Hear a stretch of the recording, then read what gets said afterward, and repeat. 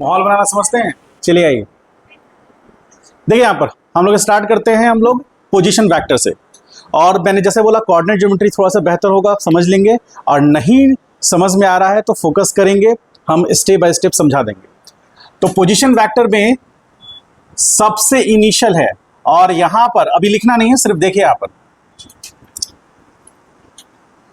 Position vector है, तो ये वेक्टर ठीक है। और हल्का से एक झलक दे रहे हैं काइनेमेटिक्स में।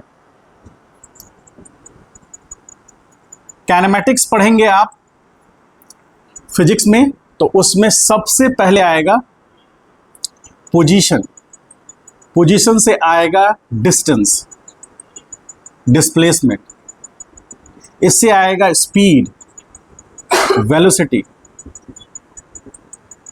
इससे आएगा एक्सेलरेशन, और उससे आएगा फोर्स, फोर्स से आएगा एक्सेलरेशन के साथ वेलोसिटी के साथ आएगा मोमेंटम,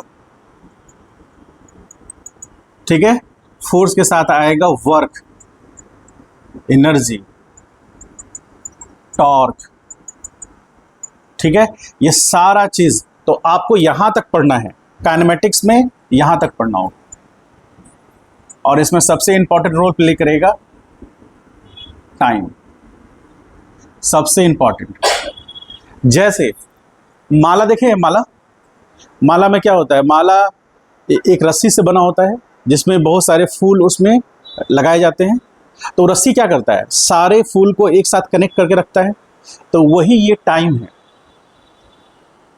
ठीक है। टाइम एक्सेलरेशन को स्पीड, वेलोसिटी, मोमेंटम, और इधर तो खैर अभी टाइम नहीं होगा उतना इंपॉर्टेंट, इन सारे को कनेक्ट करके रखता है टाइम। टाइम सबसे इंपॉर्टेंट है। यदि बॉडी डिस्प्लेस किया तो टाइम कंज्यूम किया होगा। दुनिया को कोई ऐसा बॉडी बता दीजिए कि जो डिस्प्लेस हुआ लेकिन टाइम कंज्यूम नहीं किया हो। कोई ऐसा बॉडी है आपकी नज़र में? दुनिया में कोई ऐसा बॉडी बता दीजिए, कोई पार्टिकल, जैसे हम ही हैं, हमको एक पार्टिकल आप ट्रीट कर सकते हैं, तो पार्टिकल एक पोजीशन से दूसरे पोजीशन गया तो टाइम कंज्यूम हुआ। 1 second, 2 second, 10 second, 20 second, 0.01 second भी हो सकता है, टाइम कंज्यूम होगा। तो टाइम बहुत इंपॉर्टेंट फैक्टर है। तो हम जो काइनेमेटिक्स में सबसे पहले क्या पढ़ने जा रहे हैं, पोजीशन, कोई बॉडी का या पार्टिकल का पोजीशन, और वही ये है पोजीशन वेक्टर, ठीक है। क्योंकि पोजीशन अपने आप में वेक्टर है, तो इसीलिए ये बहुत इंपॉर्टेंट है। इसको स्टार मार्क दे रहे हैं इसलिए क्योंकि बहुत इंपॉर्टेंट कॉन्सेप्ट है ये। इसको समझ जाइएगा तो आप डिस्टेंस समझ पाएंगे, डिस्प्लेसमेंट समझ पाएंगे, डिस्टेंस समझेंगे तो स्पीड समझ पाएंगे, डिस्प्लेसमेंट समझेंगे तो वेलोसिटी समझ पाएंगे, और वेलोसिटी समझेंगे तो एक्सेलरेशन समझ पाएंगे, एक्सेलरेशन समझेंगे तो फोर्स समझ पाएंगे, फोर्स समझ गए तो वर्क समझेंगे, एनर्जी समझेंगे, टॉर्क समझेंगे, सब एक दूसरे से। इसीलिए फिजिक्स खतरनाक हो जाता है, और हमारा क्या होता है, हमारा सबसे पहले यही उड़ जाता है। ये क्या है, ये सब क्या है, सब कुछ नहीं, डायरेक्ट एक्सेलरेशन पढ़ेंगे, ठीक है। सिलेबस तेजी से निकलता है, 9th क्लास में ये सारा चीज पढ़ना था आपको, ठीक है। इसमें हम लोग वेक्टर अभी इंक्लूड कर दिए क्योंकि चीजें अब ज्यादा डिफिकल्ट होंगी, ठीक है। ये सारा चीजें इंजीनियरिंग में यूज होती है। आप वेक्टर पढ़ेंगे ना, वेक्टर इंजीनियरिंग में भी यूज होता है, इंजीनियरिंग में भी हम लोग को वेक्टर पढ़ना होता है। तो आप सोचिए कि इसके बेस पर हम लोग मैन्युफैक्चरिंग कर रहे हैं, इसके बेस पर हम लोग डिज़ाइन कर रहे हैं, तो ये इंपॉर्टेंट फीचर होगा ना, इसलिए हम उसको डिटेल में अच्छे से पढ़ेंगे। तो पोजीशन वेक्टर के लिए हमको सबसे पहले कोऑर्डिनेट का पता होना चाहिए, क्योंकि पोजीशन कहाँ से कहाँ तक। तो ये मान लीजिए एक्स एक्सिस, और इसको हम लोग मानेंगे वाई एक्सिस, ठीक है। एक्स वाई प्लेन में है, हम लोग 3 डायमेंशन प्लेन में भी हो सकते हैं, लेकिन अभी हम लोग एक्स वाई प्लेन में, ठीक है। तो मान लीजिए यहाँ कोई पोजीशन है, इस पॉइंट को ले रहे हैं, और इस पॉइंट का नाम हमने पी रखा, एक पोजीशन पी है। अब इसका कोऑर्डिनेट जो है मान लीजिए x, y है, ठीक। तो मेरा एक छोटा सा सवाल है, इस सेंटर पॉइंट को क्या कर रहे हैं, O, ठीक है। तो अभी सवाल से पहले हम कुछ पॉइंट्स बता देते हैं, फिर सवाल करेंगे आपसे। तो ये जो O पॉइंट है, ये O पॉइंट से यदि हम इसको ऐसे मैच करा दें तो ये एक वेक्टर की तरह ट्रीट हो रहा है, वो पॉइंट P। तो स्पेस में उस पॉइंट P को यदि ऑरिजिन से हम मैच कराए, जहां पर वेक्टर का हेड उस पॉइंट को रिप्रेजेंट करेगा और उसका टेल ऑरिजिन को रिप्रेजेंट करेगा, तो एक वेक्टर ट्रीट हुआ। तो वो वेक्टर किसी पॉइंट को लोकेट कर रहा है और वो पॉइंट किसी स्पेस में पोजीशन है, तो वो पोजीशन वेक्टर कहलाएगा। कहलाएगा कि नहीं? कह सकते हैं। अब इसका नाम हम कुछ रख सकते हैं, जो हम चाहेंगे हम नाम रख सकते हैं। मान लेते हैं कि हम इसको वेक्टर आर नाम देते हैं, आर। तो आर वेक्टर हुआ। ये आर वेक्टर जो पॉइंट, उसका टेल पॉइंट ओ है और उसका हेड कहां पर है? उस पॉइंट पर जो स्पेस में है, और इसका कोऑर्डिनेट कितना है? x, y है। तो कॉमा x, y कहने का मतलब ये हो गया कि यदि यहां से हम एक वर्टिकल ड्रॉप करें और ये वैल्यू, ये पॉइंट m होगा और यहां से ये पॉइंट m होगा, तो एक राइट एंगल ट्रायंगल बन रहा है। तो क्या आप बता सकते हैं P से M का दूरी क्या होगा? P से M का दूरी? हाँ, नहीं पता? नहीं, तुम मत बोलो, चुप रहो। हाँ, रवि कुमार, P का M का दूरी? डरो मत, पता तो होगा ही, डरने वाली बात नहीं है। नहीं पता? कैसे होगा फिर? हाँ, कैसे होगा? समस्या तो बहुत गंभीर है। मेरे से भी कमजोर विद्यार्थी कोई मिल गया मुझे, तो आपको लेवल पकड़ना है। नहीं पकड़िएगा तो फिर मामला थोड़ा कुछ गड़बड़ हो जाएगा। ठीक है, आइए यहां पर देखिए, P से M का एक परपेंडिकुलर लाइन ड्रॉ किया हमने, तो P से M जो होगा वो y कहलाएगा और O से M जो होगा वो x कहलाएगा। तो आप आराम से बता सकते हैं कि r vector is equal to xi cap plus yj cap. लिख सकते हैं ऐसा। क्यों लिख सकते हैं? यदि आपको थोड़ा और आप समझना चाहेंगे तो आप ऐसे ड्रॉ कर सकते हैं। तो ये जो वेक्टर है, ये y वेक्टर है, ये x वेक्टर है, और याद कीजिए फर्स्ट वेक्टर का हेड सेकंड के टेल से जुड़ा हुआ है, तो रिजल्टेंट वेक्टर जो बनेगा आपका वो r वेक्टर बनेगा। और यदि एक और तरीके से समझना चाहें तो पैरेललोग्राम मेथड से या फिर आप रेजोल्यूशन मेथड से क्या करेंगे, इस y वेक्टर को यहाँ शिफ्ट कर देंगे, तो एक x कंपोनेंट हो गया, एक y कंपोनेंट हो गया r वेक्टर का, वही हम यहाँ पे लिखे हैं। और r वेक्टर का मैग्नीट्यूड लिखना होगा तो क्या लिखेंगे? Root under x square plus y square. ठीक है, ये मैग्नीट्यूड हो गया, मतलब O से P का दूरी हो गया। इसको हम कह सकते हैं OP वेक्टर का मैग्नीट्यूड। समझ पा रहे हैं इस बात को? तो पोजीशन वेक्टर किसी भी पार्टिकल का लोकेशन बताता है। ये बहुत इंपॉर्टेंट चीज है। पोजीशन वेक्टर किसी पार्टिकल का लोकेशन बताता है कि किसी टाइम पर वो कहां पर था, और जैसे जैसे पार्टिकल का पोजीशन चेंज करेगा, पोजीशन वेक्टर भी चेंज करेगा। ठीक है, तो जैसे मान लीजिए थोड़ा देर के लिए कि ये पार्टिकल इस पोजीशन पर t बराबर t1 पे था और यहां से इस पाथ को ऐसे फॉलो करता हुआ इस पोजीशन पे आ गया, तो ये पोजीशन उसका मान लीजिए q पोजीशन है और इस पोजीशन का कोऑर्डिनेट x2, y2 है। ठीक है, तो पार्टिकल इस जिगजैग पाथ को फॉलो करता हुआ आया है। इस पाथ के बारे में तो हमें कुछ नहीं पता। t बराबर t1 मान लेते हैं, t1 बराबर 0 सेकेंड, यानी पार्टिकल इनिशियली इस पोजीशन पे था t बराबर 0 सेकेंड पर, और यहां पर t बराबर t2 और वो मान लेते हैं 10 सेकेंड। इसका मतलब पार्टिकल को OP पॉइंट से Q पॉइंट जाने में कितना टाइम लगेगा? 10 सेकेंड। इस पाथ को फॉलो करता हुआ 10 सेकेंड में वो Q पॉइंट पर चला गया, जहां कोऑर्डिनेट उसका x2, y2 हो गया। ठीक है, अब यहां पर भी हमको पोजीशन पता करना होगा, तो हम पता कर सकते हैं यहां से इसको ऐसे मैच कराकर। ठीक है, और ये पोजीशन कौन सा पोजीशन होगा? इसको हम मान लेते हैं, इसको यदि हम वहां पर x2 माने हैं ना, तो यहां पर इसको हम r1 मान लेते हैं और इसको r2 मान सकते हैं। तो r2 वेक्टर क्या होगा? r2 vector is equal to x2, i cap, x2 i cap, y2 j cap. और यदि r2 वेक्टर का मैग्नीट्यूड पता करना हो, यानी कि OQ वेक्टर का magnitude, that is equal to root under x2 square plus y2 square. समझ पाए? ये मैग्नीट्यूड हो गया और ये वेक्टर के फॉर्म में हो गया। अब हम बात करेंगे अल्फा का, तो इसको लेंगे तो अल्फा 1, इसको अल्फा 2, यानी कि जो पोजीशन वेक्टर है r1 वो x एक्सिस का जो एंगल बना रहा है वो अल्फा 1 है। तो हमको यदि यहाँ पर लिखना हो इसके अकॉर्डिंग tan अल्फा, तो tan अल्फा बराबर क्या हो जाएगा इसके लिए? बोलिए, y अपॉन x होगा।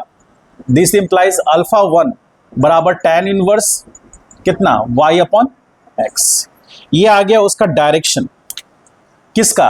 जो पोजीशन वेक्टर 1 है हमारा, अब यहां पर हम tan अल्फा 2 लेंगे तो यहां पर क्या आएगा y2 अपॉन x2, तो alpha 2 is equal to tan inverse y2 by x2, ये उसका पोजीशन वेक्टर है। ठीक है, समझ गए? तो हमने ये डायरेक्शन निकाल लिया, मैग्नीट्यूड निकाल लिया, वेक्टर के फॉर्म में लिख दिया। तो ये वेक्टर के फॉर्म में, ये उसका मैग्नीट्यूड, ये उसका डायरेक्शन, ये वेक्टर के फॉर्म में है, ये उसका मैग्नीट्यूड है और ये उसका डायरेक्शन। ठीक है, समझ गए? तो पोजीशन वेक्टर जैसे जैसे पार्टिकल अपना पोजीशन चेंज करेगा वो वेक्टर चेंज करेगा, और यदि पार्टिकल अपने ऑरिजिन से दूर जाएगा तो पोजीशन वेक्टर का लेंथ बढ़ेगा। ठीक है, और पोजीशन वेक्टर का लेंथ क्या रिप्रेजेंट करेगा? उस पार्टिकल का ऑरिजिन से डायरेक्ट डिस्प्लेसमेंट कितना है। जैसे ये पॉइंट P है ना, तो ये पॉइंट P इसका ऑरिजिन से जो शॉर्टेस्ट डिस्टेंस है वो कितना है ना। अब यदि हमको वो पार्टिकल इस पोजीशन पे आ गया, Q पोजीशन पे, तो उसका कोऑर्डिनेट कितना है x2, y2, तो उसका शॉर्टेस्ट लेंथ फिर से हमको नजर आ रहा है। समझ पाए? हाँ, अब यहीं से हमारा डिस्प्लेसमेंट कंसिडर होगा, क्योंकि पार्टिकल अपना पोजीशन चेंज करेगा तो पोजीशन वेक्टर चेंज होंगे, और पोजीशन वेक्टर चेंज होगा तो डिस्प्लेसमेंट आएगा। ठीक है, समझ गए? यहीं से एक छोटा सा कॉन्सेप्ट आता है जो हम काइनेमेटिक्स में फिर से रिपीट करेंगे। वो कॉन्सेप्ट आता है व्हाट इज मोशन। एक छोटा सा कॉन्सेप्ट आता है what is motion, how can we defined motion when we say a body is in motion. Simple. तो मोशन बेसिकली जब हम उसका इसका डिफिनेशन ये होता है when the position of a particle changes with respect to time. Time के respect में यदि पार्टिकल का पोजीशन चेंज नहीं हुआ तो बॉडी मोशन में नहीं होगा। तो पोजीशन फिर से आ गया, पोजीशन चेंज हुआ, P पॉइंट से कहां आ गया Q। कोई भी पाथ ट्रैवल करे उससे कोई मतलब नहीं, पार्टिकल का पोजीशन चेंज हुआ यानी पार्टिकल मोशन में हुआ। तो मोशन में मान लीजिए कि P से Q आने में टाइम कितना लग गया, 10 सेकेंड। तो 10 सेकेंड में पार्टिकल ने अपना पोजीशन चेंज किया, तो पोजीशन चेंज हुआ टाइम के रिस्पेक्ट में, इसलिए पार्टिकल मोशन में कहलाएगा। इस डिफिनेशन को समझने के लिए हमको पोजीशन वेक्टर का बेसिक कॉन्सेप्ट क्लियर होना चाहिए, और इस पर नीट में क्वेश्चन भी आया। समझ गए? तो इसको राइट डाउन कीजिए, फिर डिस्प्लेसमेंट में आते हैं। कोऑर्डिनेट पूरी तरह से मजबूत रखिए आप लोग। फिजिक्स में आपका आधा मैथमेटिक्स आएगा और उसको अच्छे से याद रखना है कि डिस्प्लेसमेंट डिफाइन नहीं हो सकता। ठीक है, डिस्प्लेसमेंट कैसा है? वेक्टर क्वांटिटी है, स्केलर है। वेक्टर है, हम लोग पढ़े भी हैं जब आप लोग का बेसिक चल रहा था। बेसिक्स आप लोग ने देखा है, यूट्यूब पे गए हैं आप लोग, फंडामेंटल फिजिक्स के नाम से एक प्लेलिस्ट है, उसमें लगभग 23 वीडियोस हैं। वो 9th क्लास का जो आपका एनसीईआरटी किताब के अकॉर्डिंग जो कॉन्सेप्ट होना चाहिए उसका हाई लेवल है वो। मतलब इतना यदि आपको अच्छे से पता है तो आप एक मतलब कि अच्छा बेस बना चुके हैं। अब उसके ऊपर में जहां भी हम ले जाएंगे आप जा सकते हैं। ठीक है, तो जो टॉपर स्टूडेंट होते हैं वो ऐसा नहीं है कि 15-16 घंटा पढ़ते हैं। 15-16 घंटा कोई नहीं पढ़ता, वो 2-4 दिन पढ़ ले वो अलग बात है। 15-16 घंटा इंसान के लिए फिजिबल नहीं है। यदि वो 15-16 घंटा पढ़ रहा है इसका मतलब है कि वो साइको हो गया है। उसका एक पर्टिकुलर नाम है, हम भूल रहे हैं उस नाम को, वो पर्टिकुलर उस नाम पर साइको हो गया है। उसको जो सोशली जो है ना, सोशली कनेक्ट नहीं है वो, और सोशली कनेक्ट नहीं है तो सोसाइटी में बहुत सारे ऐसे एक्टिविटी है जिस एक्टिविटी में वो इन्वॉल्व नहीं हो पाएगा और उसका लाइफ बहुत ख़राब हो जाएगा। तो कोई भी चीज़ एक प्रॉपर लिमिट तक उसको करिए और एक्टिव भी रहिए सोसाइटी में, क्योंकि इंसान, आप अरस्तु का एक लॉ जानते हैं ना, इंसान क्या है? सामाजिक प्राणी है, समाज में रहना पसंद करता है। ठीक है, यदि आप समाज से अलग हो रहे हैं तो इसका मतलब है आप पर्टिकुलर किसी वर्क के लिए हो सकते हैं, लेकिन ओवरऑल आप यदि अलग हो रहे हैं तो आप अपने आप में ही डिस्ट्रैक्ट हो जाइएगा। ठीक है, ये बातें हम भगवद गीता के बेस पे भी बोल रहे हैं और नॉर्मली भी बोल रहे हैं। ठीक है, इसी कारण से इंडस्ट्री छोड़ करके हम टीचिंग में आए। मेरा पर्सनल बिलीव ये है कि इंडस्ट्री में हम मशीन हो गए थे। एक ही प्लांट, एक ही फ्लोर, एक ही मैन्युफैक्चरिंग प्रोसेस, एक ही तरह का शॉप फ्लोर, मतलब करते करते कभी रात को कभी मॉर्निंग में काम कर रहे हैं। तो हम ये चीज़ कभी पसंद नहीं करते थे, तो इसलिए हम जॉब छोड़ दिए। जॉब छोड़ने के बाद फिर इंजीनियरिंग कॉलेज में पढ़ाए, तो हम लोगों से कनेक्ट रहे और आज भी हम लोगों से कनेक्ट रहना चाहते हैं। इसी कारण से टीचिंग हमको बहुत पसंद है। ठीक है, अब आइए ध्यान समझते हैं डिस्प्लेसमेंट वेक्टर। तो डिस्प्लेसमेंट वेक्टर में पार्टिकल डिस्प्लेस होगा, ये तो तय है, और डिस्प्लेस होगा तो उसका अपना पोजीशन चेंज होगा। क्लियर है? तो जैसे मैंने बताया एकदम अच्छे तरीके से आपको, ये पोजीशन मान लीजिए कि P पोजीशन है और ये कोऑर्डिनेट कितना है x1, y1 है। ठीक है, पार्टिकल यहां पर t is equal to T1 और वो T1 कितना है मान लीजिए 2 सेकेंड है। ठीक है, इनिशियली इन जनरल ये टाइम 0 होता है, लेकिन कुछ परसेंट केसेस में इनिशियल टाइम कुछ होता है। इनिशियल टाइम वो टाइम होता है, ये बहुत खतरनाक टॉपिक है। इनिशियल टाइम वो होता है जब आप उस चीज को ऑब्जर्व करना स्टार्ट करते हैं। तो आपने मान लीजिए उस पोजीशन P को ऑब्जर्व करना स्टार्ट किया, उस समय 2 सेकेंड गुजर चुका था, तो वहां पर टाइम 2 सेकेंड होगा ना। लेकिन जब आपने उसको ऑब्जर्व करना स्टार्ट किया, उस समय आपने उसको 0 मान लिया, तो यहां 0 हो जाएगा। समझ गए? स्टॉप वॉच समझते हैं?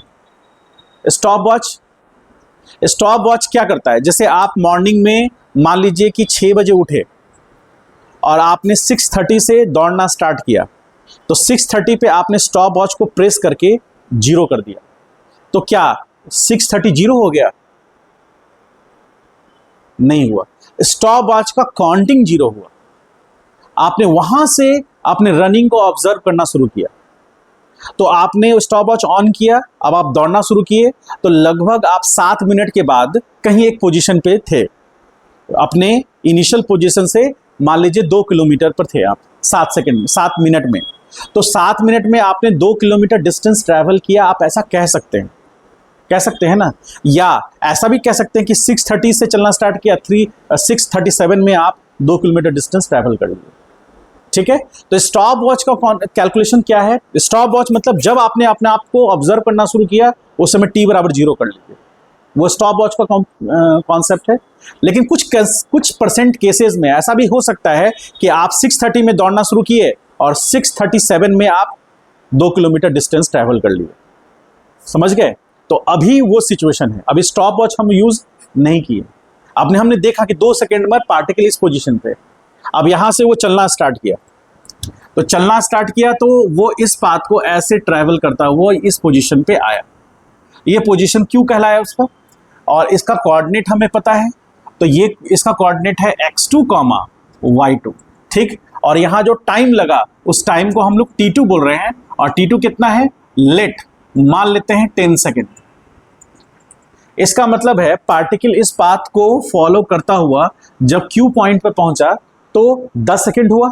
इनिशियली कितना था, 2 सेकेंड, तो P से Q जाने में कितना टाइम लगा, 8 सेकेंड लगा। 8 सेकेंड लगा ना। अब ये 8 सेकेंड को हम ऐसा भी कर सकते हैं कि यहां t बराबर 0 कर दे और यहां t बराबर 8 आ जाए, तो स्टॉप वॉच का कंडीशन आ जाएगा। मेरी बात को समझ पाए? ये हमें ध्यान में रखना है। और जब हम एसएचएम पढ़ाएंगे, सिंपल हार्मोनिक मोशन, उसमें पार्टिकल अपने मीन पोजीशन के about true and fro motion करेगा, तो वहां पर ये एप्लीकेशन बहुत बड़ा एप्लीकेशन हो जाएगा। तो आपको यहां पे ध्यान रखना है कि स्टॉप वॉच आप कब ऑन कर रहे हैं। ठीक है, तो यहां पर हमने स्टॉप वॉच ऑन किया, तो हम इसको 0 लेके चलेंगे, तो वहां 8 सेकेंड लगेगा। यदि हम नॉर्मली देख रहे हैं तो यहाँ 2 सेकेंड था, यहां पहुंचने में 10 सेकेंड, तो 8 सेकेंड का जर्नी हुआ। ठीक है, तो अब इसका पोजीशन वेक्टर हम इस तरह से ड्रॉ कर सकते हैं। ये R1 है, R1 पोजीशन वेक्टर, और उसके लिए ये होगा R2 पोजीशन वेक्टर। तो R1 पोजीशन वेक्टर हमें पता है, R1 इज इक्वल टू कितना, x1 i cap plus y1 j cap. दूसरा पोजीशन वेक्टर R2 बराबर, इसको हम लोग ऐसे कह सकते हैं, R1 को हम लोग बोलेंगे इनिशियल पोजीशन वेक्टर। ठीक है, initial position vector that is the position where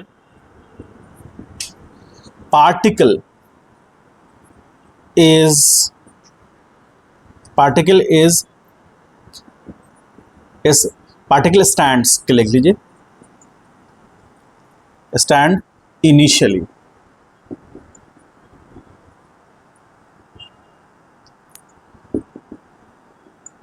initially, ठीक है। और R2 क्या होगा, R2 होगा इनिशियली मतलब t बराबर कितने पर, T1 पर। तो इनिशियली अब R2 क्या होगा, final position vector, final position vector. और क्या लिखेंगे, that is where particle reached after final time T2। समझ पाए इस बात को? तो initial position R1, final position R2। इसी को हम एक और तरीके से लिख सकते हैं RI, और इसको क्या लिख सकते हैं RF, यानी फाइनल पोजीशन। तो अब हमको एक चीज ये समझना है, 2 मिनट ध्यान से देखिएगा। यदि इन दोनों वेक्टर्स को हम ऐड कर दे ऐसे, तो जो मैंने ग्रीन कलर से ड्रॉ किया है, ग्रीन कलर से, तो ये एंगल α1 है, ये एंगल α2 है। तो ये एंगल कितना होगा, α1 माइनस α2 होगा। ये पॉइंट को हम क्या बोल रहे हैं, O। अब गौर से देखिए कौन सा एक ट्रायंगल बन रहा है, वो ट्रायंगल कौन सा है, OPQ। एक ट्रायंगल बना जिसमें 2 वेक्टर का टेल पॉइंट एक जगह है। कौन 2 वेक्टर का टेल पॉइंट एक जगह है, OP OQ का टेल पॉइंट एक जगह है। अब 2 वेक्टर का टेल पॉइंट एक जगह है, उनके बीच का एंगल α1 माइनस α2 है, ठीक है। तो अब जो हम ले रहे हैं थर्ड वेक्टर, उस थर्ड वेक्टर का हेड किसके साथ मैच कर रहा है, सेकंड वेक्टर के हेड के साथ, और उसका टेल किसके साथ मैच कर रहा है, फर्स्ट वेक्टर के हेड के साथ कर रहा है ना। तो फर्स्ट वेक्टर के हेड के साथ उसका टेल मैच कर रहा है, और उसका हेड सेकंड वेक्टर के हेड के साथ मैच कर रहा है। सही है गलत, क्या हुआ, ठीक है, कोई दिक्कत? तो अब हमको यहां पर वेक्टर सब्ट्रैक्शन क्या कहता है, सब्ट्रैक्शन ऑफ वेक्टर क्या कहता है। यदि मान लीजिए हमारे पास 2 वेक्टर्स हैं, एक वेक्टर A है और ये एक वेक्टर B है, और यदि हमने एरो ऐसे लिया है, तो ये R वेक्टर यदि है तो R बराबर क्या होगा, वेक्टर A माइनस B होगा, और R बराबर क्या होगा, वेक्टर B माइनस A होगा। कौन सा होगा,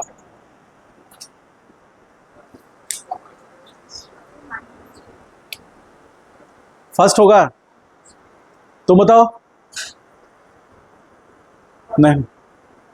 नहीं पता है, उस समय तुम शादी में डांस कर रहे थे, तुम बताओ। हाँ, फर्स्ट वाला, वेरी गुड, ठीक है, ये होगा। ये वेक्टर सब्ट्रैक्शन मैंने अच्छे से बताया है कि यदि ये रिजल्टेंट वेक्टर है तो उसका हेड जिसके साथ मैच करेगा वो डोमिनेट करेगा। तो डोमिनेट कौन कर रहा है, ए, यहां तो बी कर रहा है ना। तो इसके ये जो वेक्टर है, ये वेक्टर कब होगा, ये वाला, इसको आप 1 कर लीजिए, इसको 2 कर लीजिए। तो R1 वेक्टर कब डिफाइंड होगा, ये।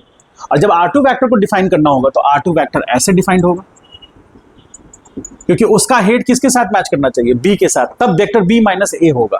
और यदि हम पता करना चाहते हैं A माइनस B, तो रिजल्टेंट का हेड को कहां लाना पड़ेगा, A के पास।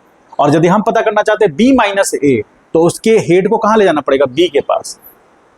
तो उसके अनुसार हमको यहां बता दीजिए। ये रिजल्टेंट वेक्टर है, कुछ भी मान लेते हैं, रिजल्टेंट वेक्टर का नाम मान लीजिए कि डेल्टा R है। डेल्टा R मतलब R2 माइनस R1। डेल्टा का मतलब समझते हैं, डिफरेंस। तो क्या हम ऐसा लिख सकते हैं, क्या ऐसा हम लिख सकते हैं, बताइए।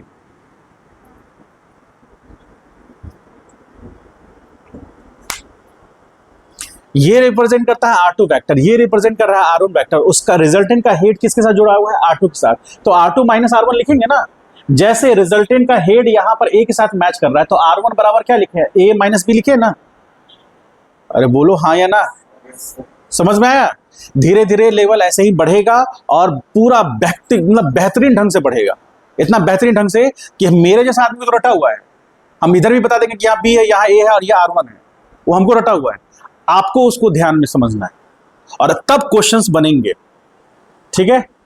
तब जाकर के क्वेश्चंस बनेंगे। और मात्र 300 मार्क्स में आपने 70 नंबर ले आया, तो आपका सिलेक्शन होगा।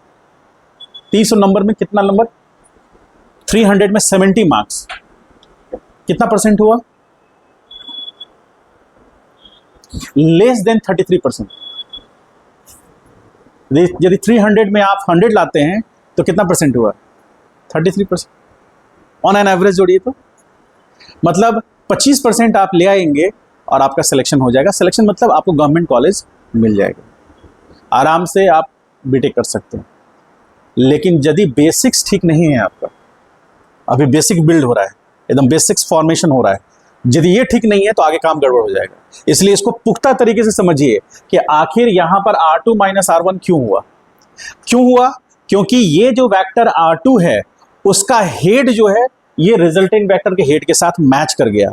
इसीलिए क्योंकि उसका हेड क्या नाम था, उसके हेड का नाम R2 था, इसलिए R2 - R1। और यही डेल्टा R होता है। डेल्टा मतलब चेंज, डेल्टा मतलब चेंज। जैसे यदि हम आपको पहले भी डिस्कस कर चुके हैं, डेल्टा टी मतलब T final minus T initial, delta X मतलब X final minus X initial, delta capital T ये टेम्परेचर को रिप्रेजेंट करता है, तो T final minus T initial मतलब फाइनल माइनस इनिशियल को ही हम लोग डेल्टा बोलते हैं। अब उसकी जगह पर जो वैल्यू आ जाए, कहीं टाइम भी हो सकता है, कहीं पोजीशन भी हो सकता है, कहीं टेम्परेचर भी हो सकता है, कहीं पर हीटनेस भी हो सकता है, कहीं पर वर्क भी हो सकता है। मेरी बात को समझ पा रहे हैं? ये तो आप 9th क्लास में पढ़े होंगे, पढ़े थे कि नहीं पढ़े थे? तब कोई दिक्कत नहीं, पढ़ चुके हैं। तो डेल्टा आर क्या रिप्रेजेंट कर रहा है, डेल्टा आर रिप्रेजेंट कर रहा है R2 - R1। तो delta r vector basically R2 vector minus R1 vector है, और डेल्टा आर वेक्टर को ही हम क्या बोल सकते हैं, बोलिए, डिस्प्लेसमेंट वेक्टर। ठीक, क्यों? क्योंकि ये किससे मिला है, because it is developed by change in position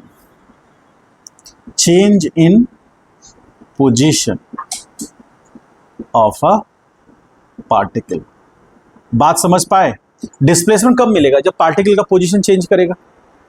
particle का पोजीशन चेंज करेगा तो final position minus initial position आपका डिस्प्लेसमेंट देगा, और वही यहां पर हम डेल्टा आर ले रहे हैं, जिसको हम लोग वेक्टर से कनेक्ट कर दिया हमने। क्योंकि डिस्प्लेसमेंट क्या है, डिस्प्लेसमेंट क्या है, वेक्टर। पोजीशन क्या है, क्योंकि पोजीशन वेक्टर है इसीलिए चेंज इन पोजीशन से मिलकर वो बना है, इसीलिए वो भी क्या होगा। और वेक्टर के चेंज होने से मतलब लेवल समझिए कि और कितना बढ़िया चीज है, कैसे याद होगा वो।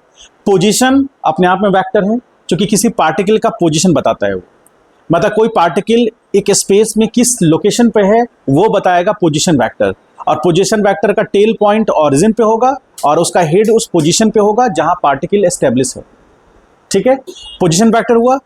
पोजीशन के चेंज होने से आपको डिस्प्लेसमेंट मिलेगा, और डिस्प्लेसमेंट के चेंज होने, पोजीशन के चेंज होने से डिस्प्लेसमेंट मिलेगा। क्योंकि पोजीशन वेक्टर है इसीलिए पोजीशन के चेंज होने से जो भी मिलेगा वो वेक्टर मिलेगा, और वो डिस्प्लेसमेंट वेक्टर होगा।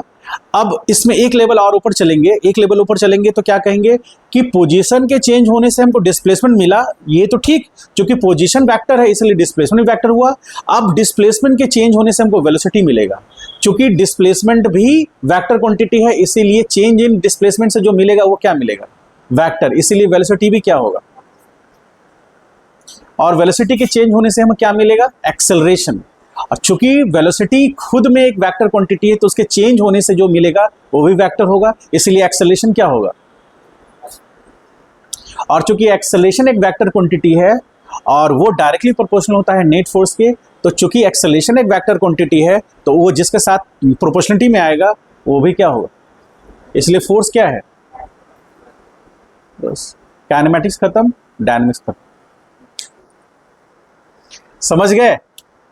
बात समझ पाए कि नहीं समझ पाए? आइए अब आगे बढ़ते हैं। यदि इतना समझ गए हैं तो 2 मिनट आपका कीमती समय लेंगे। क्या आप अपने कीमती समय 2 मिनट दे सकते हैं मुझे? तो x2 i cap plus y2 j cap minus x1 i cap plus y1 j cap, क्या ऐसा लिख सकते हैं हम?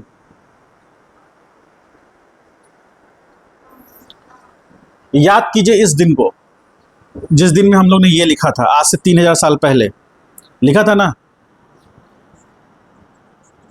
x2 i cap plus y2 j cap, ऐसा लिख सकते हैं ना। तो ये हो गया, R2 की जगह हमने ये लिख दिया, R1 की जगह पर हमने, ठीक है।